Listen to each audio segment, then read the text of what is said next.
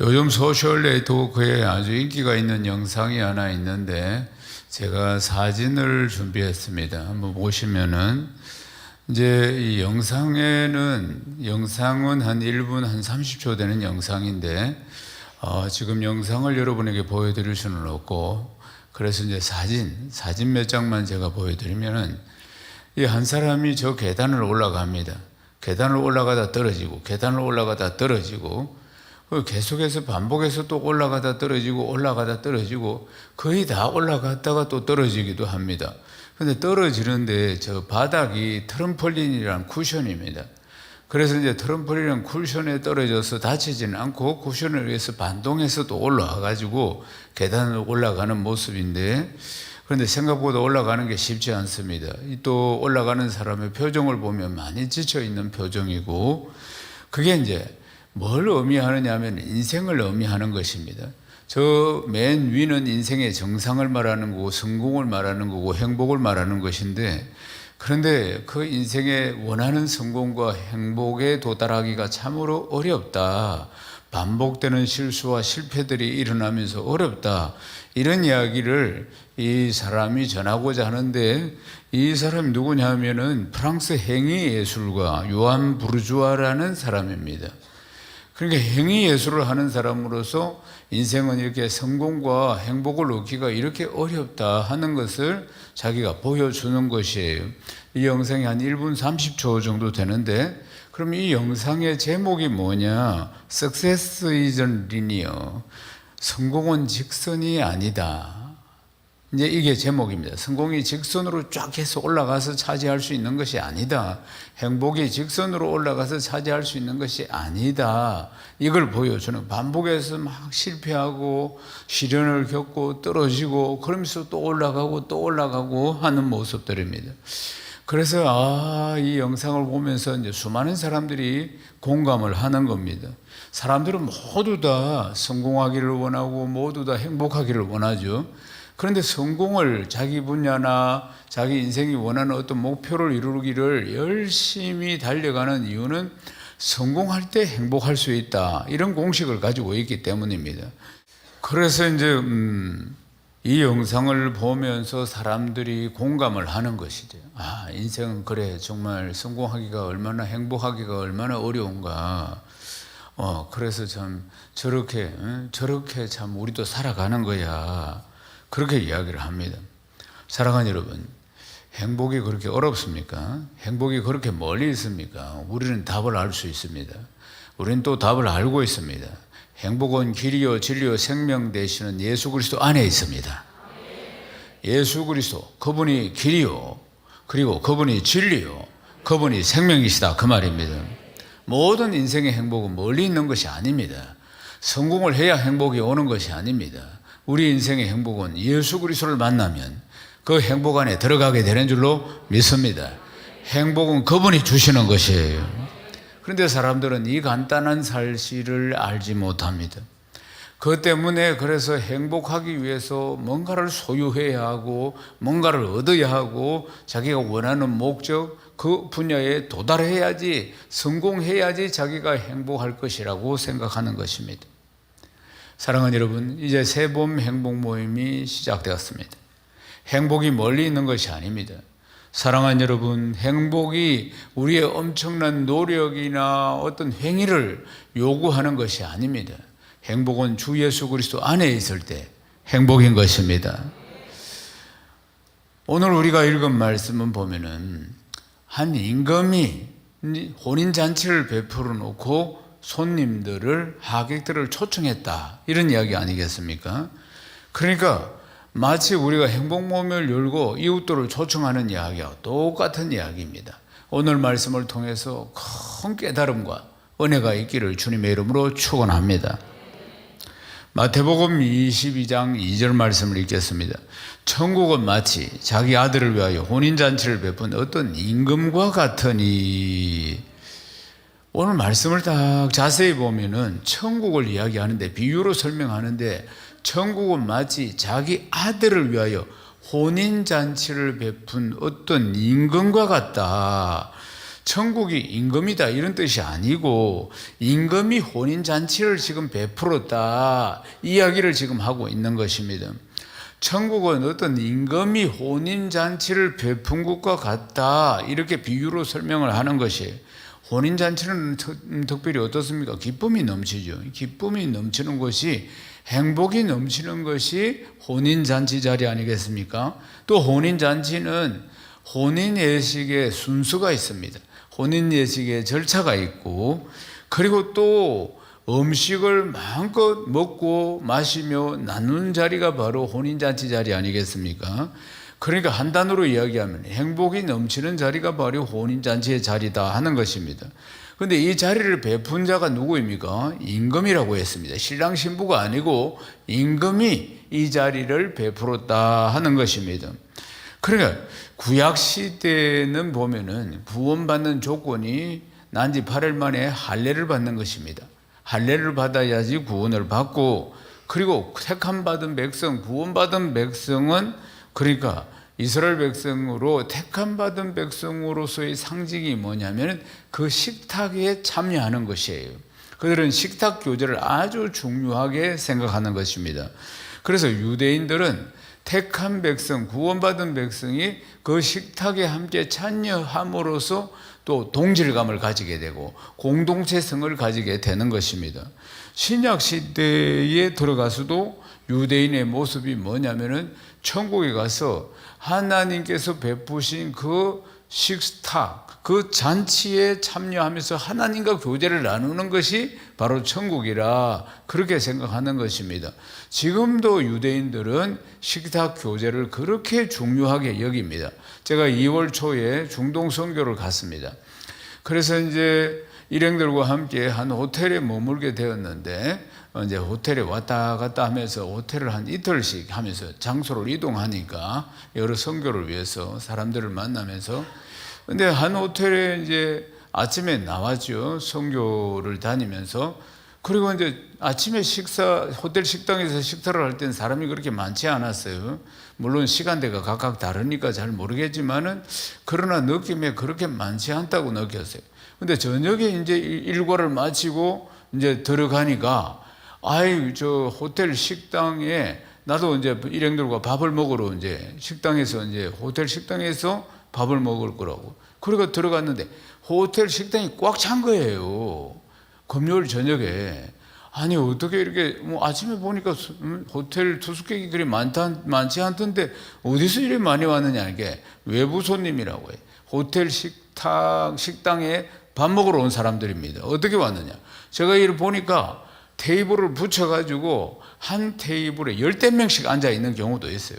보니까 한 테이블을 붙여가지고 쭉 이렇게 떨어져 있지 않고 다 막 앉아 있는데, 설명하기를 금요일 저녁이 되면은 그들은 다음 날이 안식일이니까 우리로 말하면 주일입니다. 그러니까 금요일 저녁이 되면 풍습이 온 식구들이 같이 저녁 식사를 한다는 것입니다. 그리고 아들이고 딸이고 며느리고 할아버지고 싹 다 모여가 손주까지 싹 다 모여서 그들이 식탁 교제를 하는 겁니다. 한 주간 떨어져 있던 멀리 있는 사람도 옵니다. 와서 같이 식사 교제를 하는 것이, 이것이 수천 년 동안 내려온 풍습입니다. 제가 볼 때 참 그 모습이 너무너무 좋았어요. 그래서 우리도 주일이 안식일이니까 토요일 저녁에 우리도 저렇게 온 가족들이 다 모여서 식사를 하면 참 좋겠다, 이런 생각들도 한번 해봤습니다. 그러니까 그러니까 택한 백성들이 함께 모여서 식사하는 공동체성, 이걸 굉장히 중요하게 여기는 겁니다. 예수님도 누가복음 14장 15절에 보면, 그러니까 바리새인 한 두령의 집에 가서 식사를 하는 장면이 나오는데, 하나님의 나라에서 떡을 먹는 자가 복되다, 이렇게 말씀하시는 게 바로 유대인들의 구원관에 대해서 이야기를 하시는 것입니다. 그래, 지금 천국이 어떻습니까? 임금이 잔치를 베풀었다. 이제 기쁨과 행복이 넘치는 자리 아니겠습니까? 그래서 이제 주님이 이 기쁜 잔치 자리를 베풀었다 하는 뜻입니다.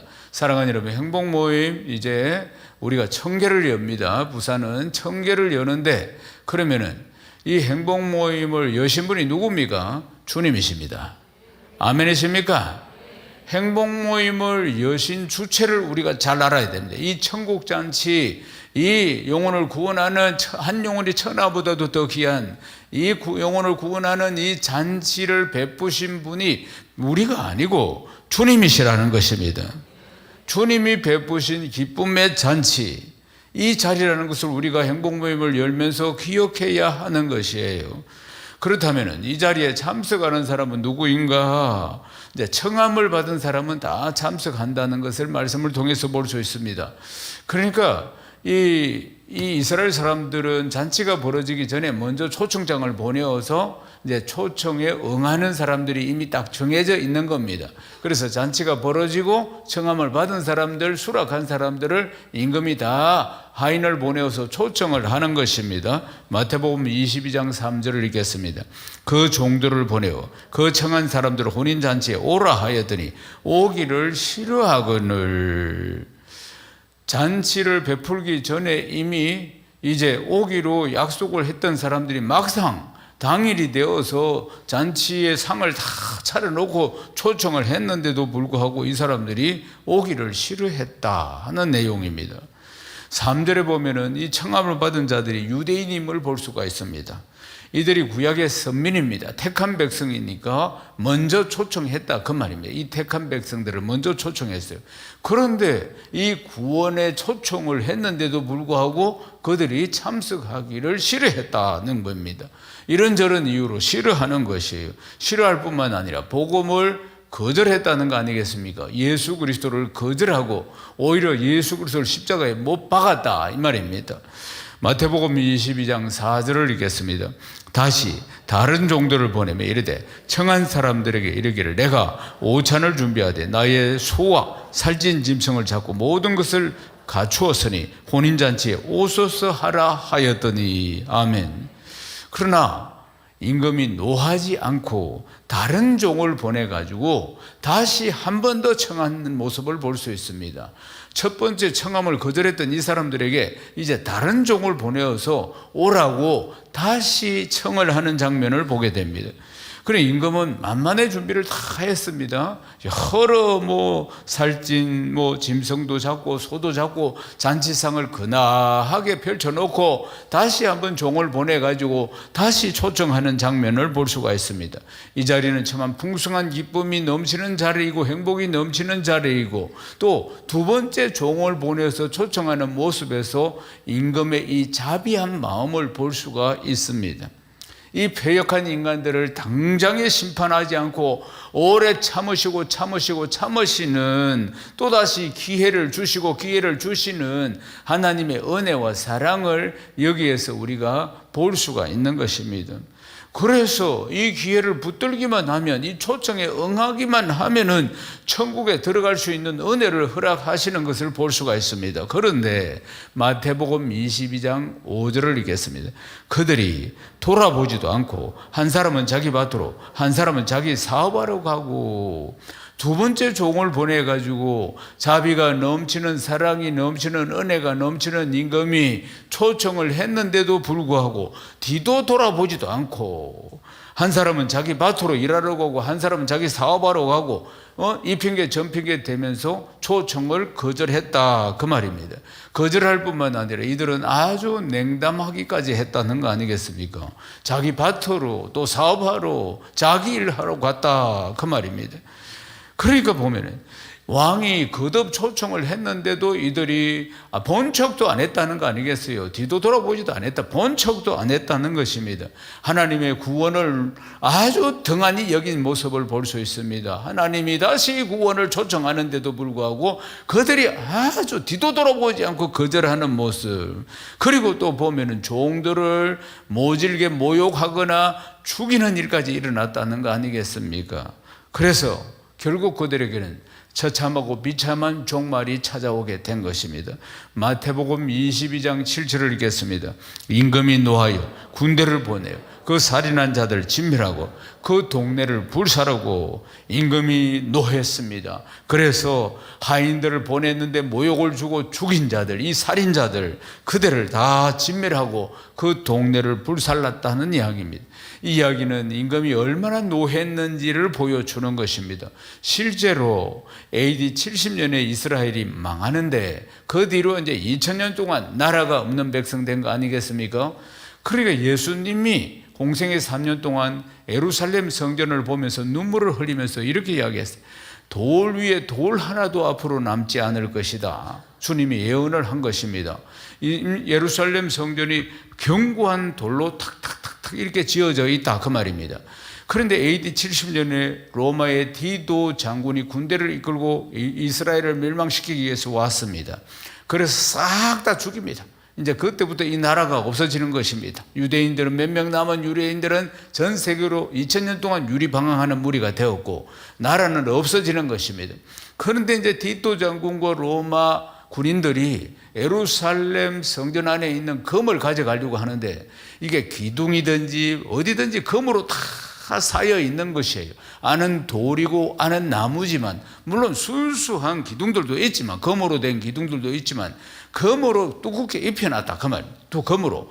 근데 이게 너무나 나무나 돌에다 착 붙어 있기 때문에 이걸 뜯어내기가 너무나 힘든 거예요. 로마 군인들이. 그래서 그들이 어떻게 했느냐, 불을 질러버린 겁니다. 예루살렘 성전에 불을 지르면 금이 어떻습니까? 녹지요.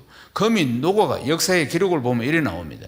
금이 녹아가지고 하강석 돌과 돌 사이에 싹 스며 들어갔다 그 말입니다. 금이 녹아 흘러내리니까 그러니까 돌과 돌 사이에 이제 스며 다 들어가니까 그러니까 이 금을 가져가려고 불탄 뒤에 녹아내린 금을 땅바닥으로 돌 속으로 들어간 금을 캐내기 위해서 요즘으로 말하면 바루, 성경에는 바루 안 나옵니다. 예? 이런 돌을 가지고 전부 돌을 다 뒤졌다 이 말입니다. 그래서 결국 주님이 예언하신 대로 돌 위에 돌 하나도 남지 않는 그런 일들이 일어났다는 것입니다. 사랑하는 여러분, 하나님의 자비하신 이 구원의 초청을 거부한 자들에게 마지막 이 심판과 멸망뿐이라는 교훈을 들려주고 있는 것입니다. 이제 혼인잔치 자리를 위한 초청이 다시 시작되었습니다. 임금으로부터 다시 초청이 시작되었어요. 임금은 종에게 새로운 명령을 합니다. 마태복음 22장 8절에서 9절입니다. 이에 종들에게 이르되 혼인잔치는 준비되었으나 청한 사람들은 합당하지 아니하니 내거리 길에 가서 사람을 만나는 대로 혼인잔치에 청하여 오라 한대. 이제 사거리에 가서 아무든지 누구든지 만나는 대로 전부 다 이 혼인잔치에 초청을 해라 하인들에게 명을 했습니다. 그 거리에는 여러 종류의 사람들이 사거리에 있겠죠. 이방인들도 있고 처음에 유대인들의 구원 초청에 그들은 다 거절했습니다. 그들은 예수님을 통해서 구원받기로 작정했는데도 불구하고 거절하고 오히려 그들이 예수님을 십자가에 못 박았다 이 말입니다. 그래서 이제 사거리에 가서 이제 다 보이는 대로 다 초청을 해라. 누가복음 14장 21절에 보면 어떤 자들이 초청을 받았느냐? 가난한 자들, 몸 불편한 자들, 맹인들, 저는 자들 다 데려오라. 그렇게 이야기한 것입니다. 마태복음 22장 10절도 읽어봅시다. 종들이 길에 나가 악한 자나 선한 자나 만나는 대로 모두 데려오니 혼인잔치에 손님들이 가득한지라. 아멘. 누구든지 왔다는 것. 누구든지 가난한 자도 몸 불편한 자도 맹인도 저는 자들도 방금 읽은 말씀에는 악한 자도 선한 자도 닥치는 대로 다 이 잔치에 데리고 왔다 그 말입니다. 그러니까 종은 임금이 시키는 대로 이 잔치 자리에 악한 자든지 선한 자든지 저는 자든지 가난한 자든지 가리지 않고 누구든지 다 이 혼인잔치에 데리고 와서 이 손님이 혼인잔치에 가득 찼다는 이야기 아니겠습니까? 사랑하는 여러분, 구원의 초청, 복음의 초청에는 선한 자나 악한 자나 상관없이 저는 자나 있는 자나 없는 자나 모두 초청하는 것입니다. 아멘이십니까? 주께서 말씀하셨어요. 내가 이 세상에 온 것은 의인을 부르러 온 것이 아니고 죄인을 불러서 회개시켜 구원하기 위함이라. 말씀하신 것입니다. 죄인이 우리 아니겠습니까? 천하의 죄인이 우리 아닙니까? 하나님께서 그 많은 가족들 중에서도 우리 가문에 우리를 제명하여 부르셔서 죄인 중에 괴수 같은 우리를 부르셔서 죄 많은 우리를 부르셔서 먼저 구원시킨 것입니다. 죄가 많은 곳에 은혜가 있습니다. 사랑하는 여러분, 내가 낸데하고 내가 그래도 죄 안 짓고 잘 사는 사람이라고 생각하는 곳에 은혜 없습니다. 겸손한 자에게 은혜가 임하는 것입니다. 자연의 법칙이나 영적인 법칙이나 똑같습니다. 물도 높은 곳에서 낮은 곳으로 흐르듯이 은혜도 겸손한 곳으로 흐르게 되는 것입니다. 교만한 자에게는 은혜가 임하지 않는다, 이 말입니다. 그래서 의인을 부르러 온 것이 아니고 바리새인과 서기가 들었던 의인 내가 잘났다고 하는 그런 자들을 부르러 온 것이 아니고 죄인을 불러 회개시키기 위함이라고 말씀하는 것입니다. 초대된 사람들로 잔치 자리가 가득 찼습니다. 흥겹게 먹고 즐기고 마시고 하는 자리에 참여하게 된 것입니다. 사랑하는 여러분, 그렇다면 우리가 참여하는 자리는 어떤 자리이겠습니까? 우리는 이미 택한 백성 아닙니까? 우리는 천국 잔치 자리에 반드시 그 자리에 있는 줄로 믿습니다. 아멘이십니까? 사랑하는 여러분, 행복 모임이 선포되었습니다. 행복 모임이 선포되는 그 자리가 바로 천국 잔치 자리입니다. 아멘이십니까? 주체가 누구시라고요? 우리 주님이십니다. 우리 집을 열고 우리가 초청하는데 주체는 누구십니까? 주 예수 그리스도께서 모든 자들을 지금 초청하고 계시는 줄로 믿습니다. 아멘이십니까? 천국 잔치가 바로 행복 모임이라는 것을 기억해야 하는 것입니다. 사랑하는 여러분, 우리나라는 세계가 부러워하는 경제 성장을 이룬 나라입니다. 50년대 전쟁을 겪으면서 완전히 잿더미가 된 나라 아니겠습니까? 세계 최하위로 모은 사는 나라였는데 지금은 세계 그래도 경제가 10위 안에 들어가는 그런 나라가 되었습니다. 그런데 한편으로 어떤 데이터를 보면 참 마음이 안 됐습니다. 우리 20대 청년들이 가장 우울한 나라, 우리나라라고 이야기하는 것입니다. 20대, 전 세계 20대 청년 중에서 가장 우울한 청년들이 우리나라 청년이라 그 말입니다. 20대가. 조사에 따르면은 2021년도 조사인데 20대 우울증 환자 수가 17만 7,166명입니다. 20대 우울증 환자 수가 말입니다. 5년 동안 127%가 증가를 했다는 겁니다. 이 모든 연령층의 우울증들이 다소 다 이래 증가하는 이 상황이지만 가장 치솟아 오른 게 20대입니다, 여러분. 그러니까 우리 이 나라 20대가 많은 어려움을 겪고 있다는 걸 알아야 합니다. 어느 때보다도 극심한 취업난, 또 학업, 결혼의 어려움, 경제적인 불안정성. 제가 적어도 몇 년 전까지만 해도 거의 매달 한 달에 한2번 정도는 제가 주례를 썼습니다. 우리 이 청년들 주례를 썼는데 요즘은 어렵습니다. 그게 아주 주례를 작년에도 내 손가락에 꼽을 만큼 주례를 쓴 것 같습니다. 굉장히 급격하게 이렇게 떨어지는 것을 볼 수 있습니다. 분명히 3부 예배 때 보면 여기는 총각이요 여인 처녀고 버글버글한데도 이게 상당히 어려워졌다 하는 것을 제가 느낄 수가 있습니다. 결혼의 어려움도 있고 경제적인 불안정도 있고 여러 가지 문제를 우리 20대들이 지금 겪고 있다 이 말입니다. 그러면 20대 자살, 삶을 비관해가 자살하는 사망 비중이 그러니까 20대가 56.8%, 10대, 20대, 30, 40대 사망, 이제 자살로 사망하는데 20대가 프로테치가 제일 높습니다. 절반 이상을 차지한다 그 말이죠. 말하자면 전 세대를 통틀어서 가장 높은 비율입니다. 사회학자들이 이러한 현상들을 청년들 사이에 만연한 포모 증후군이다, 이것 때문에 이런 일들이 지금 일어나고 있다고 이야기합니다. 포모 증후군이 뭐냐? 자신만 뒤처지거나 소외되어 있는 것 같은 두려움을 갖는 증상, 자기만이 소외되고 뒤처지는 것 같은 그런 마음, 두려움을 가지고 있는 증상, 이게 포모 증상입니다. 그래, 이런 게 있으면은 굉장한 강박관념을 가지게 되겠죠, 인생에. 그러니까 잠을 자야 되는데도 아이고 내가 자면은 인생이 뒤져진다. 한 시간이라도 더 자면은 내가 이 지금 경쟁 사회 속에 뒤떨어진다. 이런 강박관념을 가지고 있으니까 마음도 하나 편하지 못하고 잠도 하나 제대로 잘 못 잔다 그 말입니다. 그래 잠을 줄여가면서 공부하고 취업을 준비하고 그렇게 해 나가는데도 불구하고 여의치 않다는 거 아니겠습니까? 그러니까 자존감이 낮아지는 겁니다. 뜻대로 잘 풀리지 않으니까. 말하자면 취업도 그렇고 삶도 그렇고 그러다 보니까 자꾸 벽에 부딪히니까 자존감이 낮아지고 그 자존감이 낮아지니까 자기 스스로 자기 자신을 학대하는 거지. 자존감이 낮아지니까 아이고 뭐 이렇게 자기 자신에 대해서 자기 자신을 아끼고 사랑하는 마음이 떨어지는 게 자존감이 떨어지는 겁니다. 말하자면은.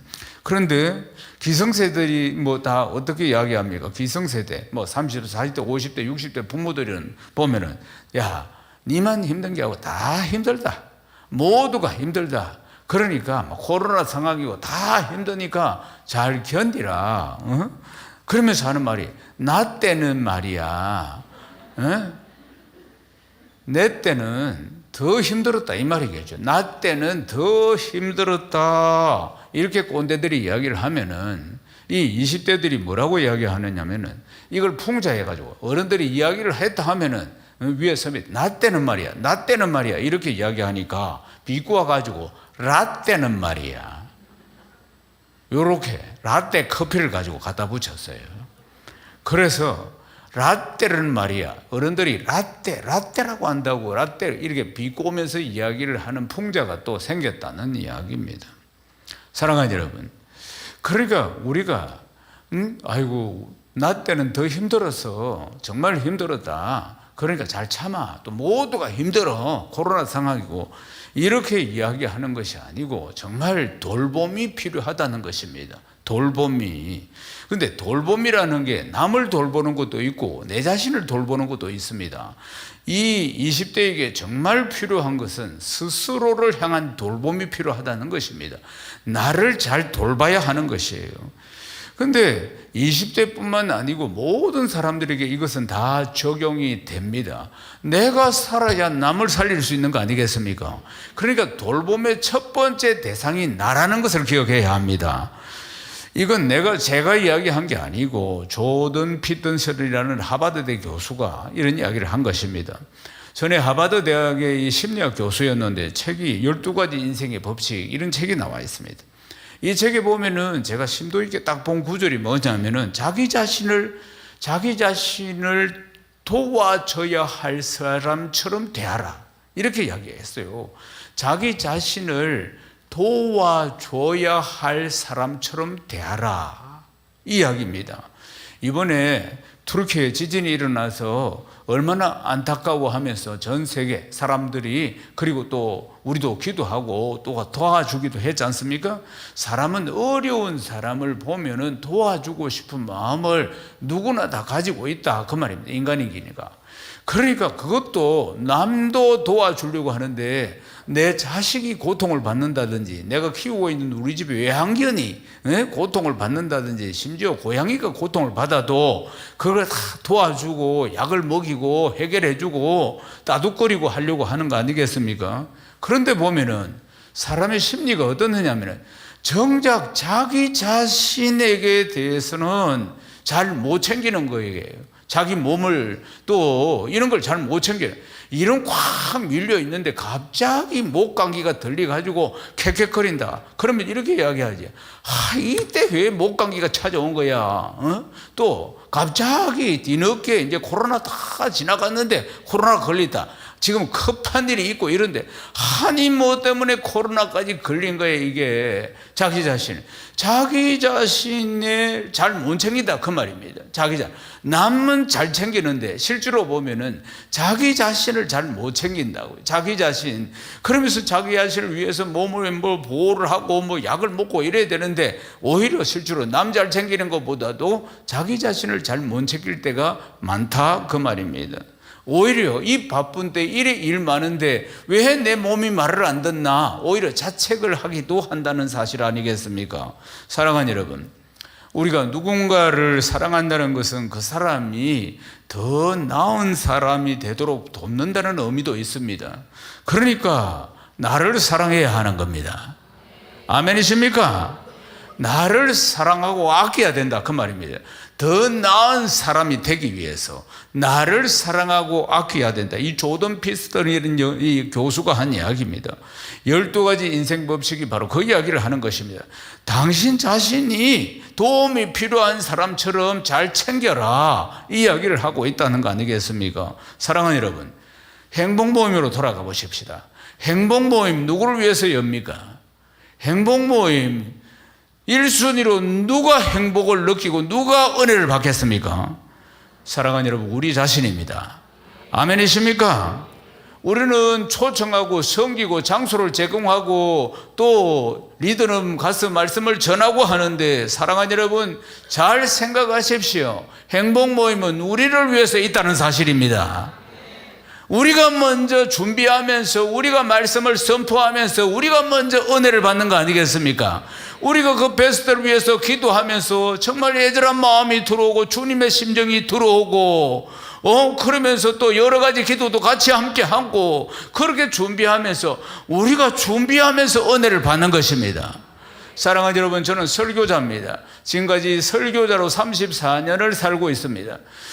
설교를 하는데 음식을, 그러니까 신약과 구약을 가지고 조리를 딱 해가지고 여러분에게 이렇게 딱 식사로 내미는 게, 영의 양식으로 내미는 게 설교라 그 말입니다. 재료는 요 한 건밖에 없습니다.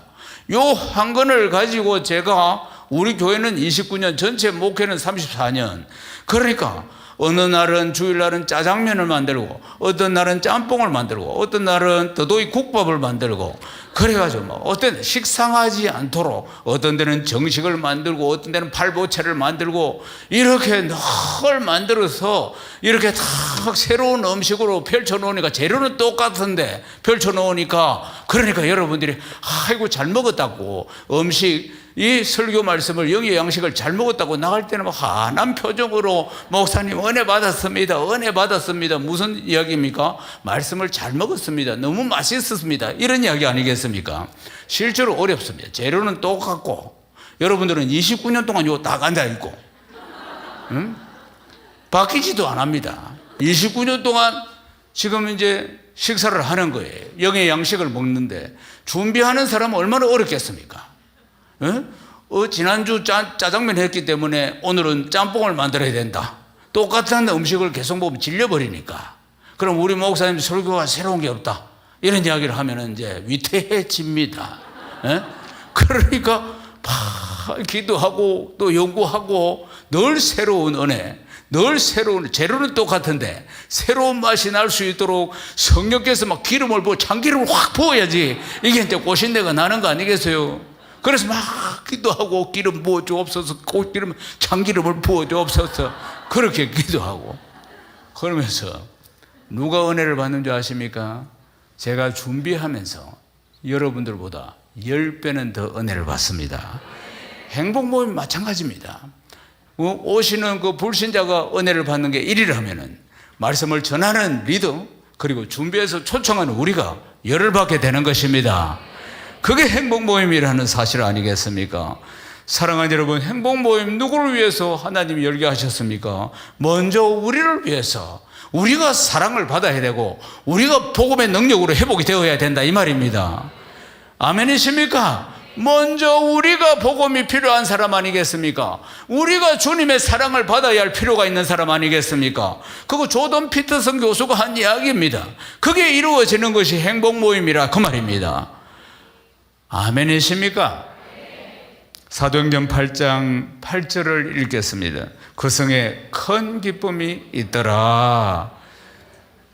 앞장에 보면은 스데반 집사, 그러니까 예루살렘 교회의 초대 7지사 중에 가장 뛰어난 스데반 집사가 순교를 하고, 그때부터 예루살렘 교회 전체에 핍박이 시작됩니다. 그래서 예루살렘 교회 사도들과 집사들과 성도들이 다 피난을 갑니다. 핍박을 피해서 그때 빌립 집사, 7집사 중에 빌립 집사는 어디로 갔느냐? 사마리아 성, 이방 땅 사마리아 성으로 가서 그들에게 복음을 전거합니다.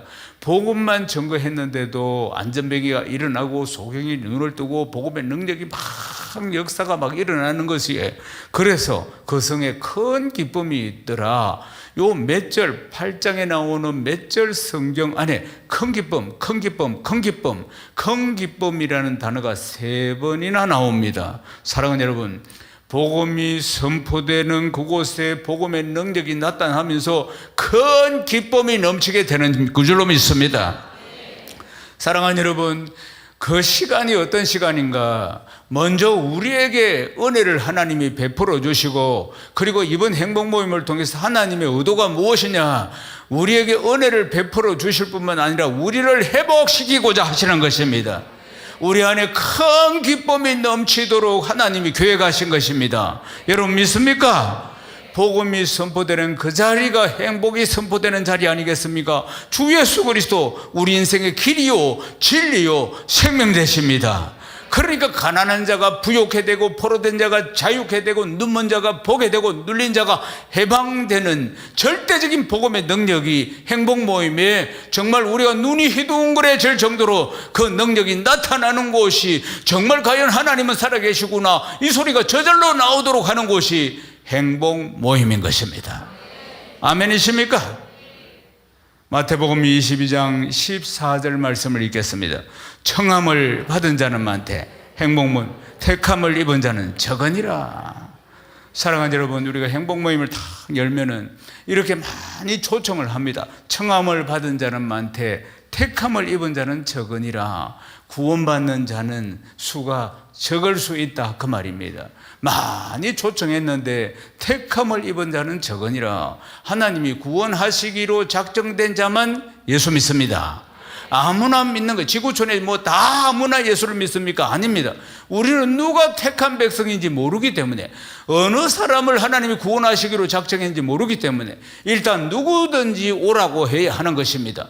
오라고 해서 복음을 전하면은 청함을 받는 자는 많되 택함을 입은 자는 적으니라. 구원은 하나님이 하시는 것입니다. 아멘이십니까? 택함을 받는 자, 구원받는 자가 적다고 실망하지 마라. 이 말씀 아니겠습니까? 사랑하는 여러분, 이제 말씀을 마치려고 합니다. 가장 중요한 게 뭡니까? 우리가 점검해 봐야 될 일이 첫 번째, 주님께서 행복 모임의 주체시라는 것입니다.